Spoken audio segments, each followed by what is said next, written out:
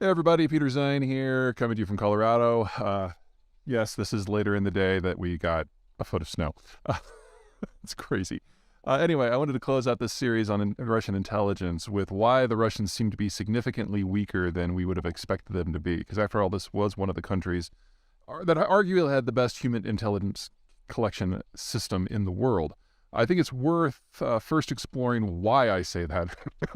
um, the Russian geography is not like the American. So the United States has great coasts, great waterways, great land. It's easy to develop. It's easy to expand.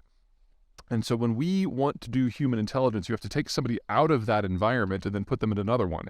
And since the United States is a very large country, even though we are multicultural, it's not like we have a lot of experience in, this is going to sound really horrible, infiltrating and conquering other peoples. I mean, yes, you can make the case for the Native Americans, a century ago or more, but this isn't something that's kind of built into our society. Whereas the Russian system is very, very different. Muscovy originally was a relatively small chunk of land with not great capital generation or agricultural opportunities. And it had no natural barriers like the United States has with its border with Mexico or Canada, much less the rest of the world. And so they had to go out and conquer everyone that they bordered. And all that did was give them territory that they had to occupy and no borders that were decent. So they went and conquered everyone around that group too. And they kept expanding until they reached a series of geographic barriers like the Caucasus Mountains or the Baltic Sea that either halted their expansion or, even better, provided a physical barrier from anyone else coming in. And anyone who has been following me on Ukraine, this is kind of my core reason why I think the Russians will never back down and why this war was always inevitable. Anyway, this leaves the Russians with dozens of ethnicities that they have conquered and are literally using as cannon fodder. And since pretty much no one on the planet has grown up saying, "Ooh, I want to be cannon fodder later," you have to find a way to induce their cooperation. You can't make them part of the leadership because they're conquered peoples and you don't want them going their own way. So you basically shoot through the entire system with intelligence operatives. So the Russians, from the beginning, hundreds of years ago, have become experts at planting their people in other populations that may be hostile to Russian interests and collecting information and recruiting dissidents and basically turning the population against one another. And in doing that, they built up a skill set that served them very well in the Soviet period. And the Soviets basically dusted off the Russian strategy and applied it to the world writ large, not just to the Soviet bloc countries or their occupied territories or folks within the Soviet Union itself. And that meant that by the time we got to 1989, the Soviet system had the richest human intelligence gathering network in human history. But then the Soviet system collapsed. And just as everything else got weaker, same thing here. If you don't pay your spies, they probably aren't going to spy as well.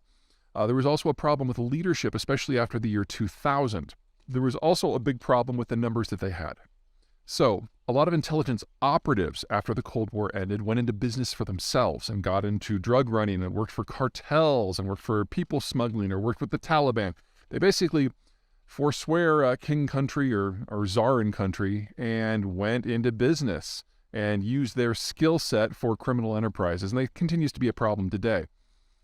Second, more importantly, is that Putin drew a lot of his support from people who were part of the human network, specifically on the training and the leadership side, and brought them into his coalition to run the government after he became president in 2000. Well, most of these people this is a wonderful opportunity to get rich. And so they got out of the business of manning the intel networks and got into the business of government. And these are the Silovarks, if you're familiar with that term. The Siloviki are the strongmen, the military intelligence folks who run the system. The oligarchs are the people who run business, and the Silovarks are the people who have a foot in both worlds. Probably the most famous Silovark is a guy by the name of Igor Sechin, who runs Rosneft, which is Russia's national oil monopoly. Anyway, so the Russians have lost most of their operatives abroad because they stopped paying them in the 90s, and they've lost most of their trainers at home because they went into the business of government with Putin, and that has left a bit of a shell of a system.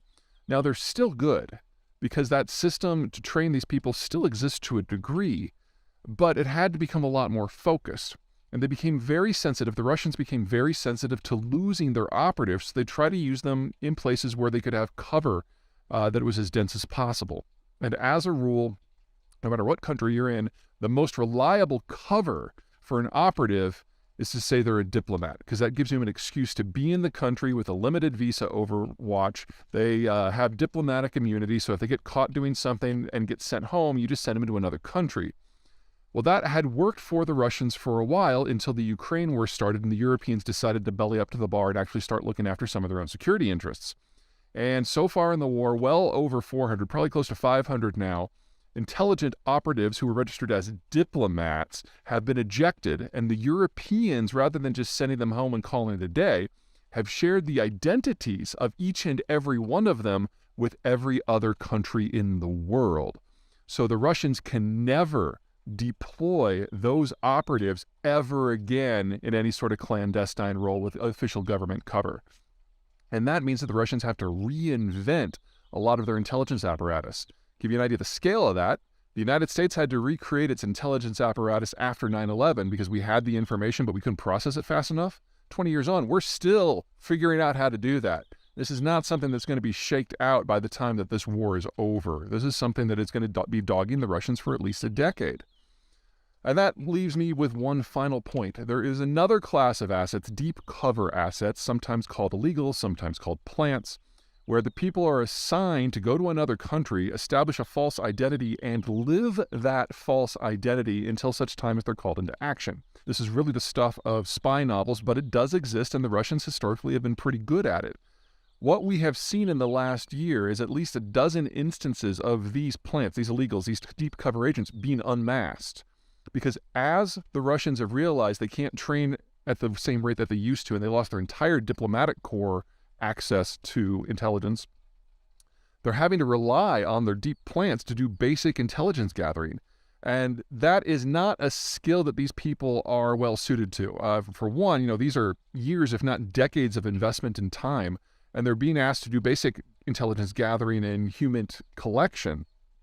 Well, that's like using a Maserati to deliver newspapers. I mean, yes, it'll work, but it doesn't take a lot of imagination to imagine something going wrong, and that has now gone wrong with a number of these agents. So I'm never going to say that Russian intelligence sucks, but wow, has it taken a series of structural body blows that are going to be very, very difficult and time-consuming to recover from. And in the meantime, anyone who's looking to resist Russian influence, it's gotten pretty simple. You just have to worry about the bot farm right now. Russian misinformation is still coming screaming into the system, but it's no longer, what's the word I'm looking for? It's no longer part of a multi-vectored approach. It's really the only leg the Russians have to stand on. And at some point, I think it's pretty safe to say that one of the major governments of the world was going to do something about the bot farm, and then the Russians are going to have to come up with everything else from scratch. All right, that's it from me. Y'all take care.